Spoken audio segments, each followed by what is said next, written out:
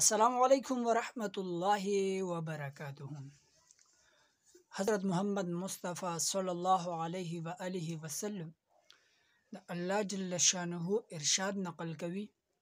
نبی علیہ الصلوۃ والسلام فرمایي چې الله رب العزت ارشاد فرمایي چې ته سحر او ماښام ما یادوه، منځنی وخت کې به زه ستا دپاره کافي کېږم. بل حدیث شریف کې راځي چې سحر او ماښام تاسو ته ما یادوه، مطلب پوره کولو کې به ستا مددګار شم. فایده کې لیکي آخرت دپاره نه، صحیح دنیا دپاره موږ خلک څومره مشقتونه تکلیفونه برداشت کوو. که د ملازمت وي، که د پټي کار وي، که ذمهداري وي، که مزدوري وي، خو که د دنیا هر یو کار وي نو موږ هغې دپاره مشکلات، سخت تکالیف، هر څه برداشت کوو.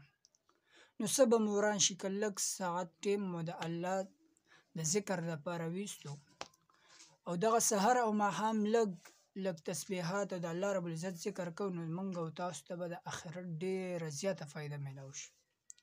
یو بل حدیث شریف کې راځي چې نبی علیه الصلوۃ والسلام فرمایي چې کوم انسان سحر لمونځ وکړي او په خپل ځای باندې کښېني او دا تسبیح یو پرې ووایي چې لا اله الا الله وحده لا شریک له له الملک وله الحمد یحیی ویمیت وهو حی لا یموت ابدا ابدا ذو الجلال والاکرام بیدک الخیر انه علی کل شیء قدیر.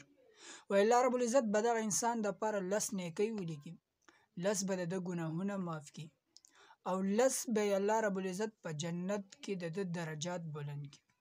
په دغه لږ تسبیحاتو باندې الله رب العزت موږ او تاسو له څونه لوی نعمت راکوي چې موږ او تاسو ټول الله رب العزت په دې باندې عمل کول توفیق را نصیب کړي او الله رب العزت دې موږ او تاسو له د ذکر توفیق نصیب کړي.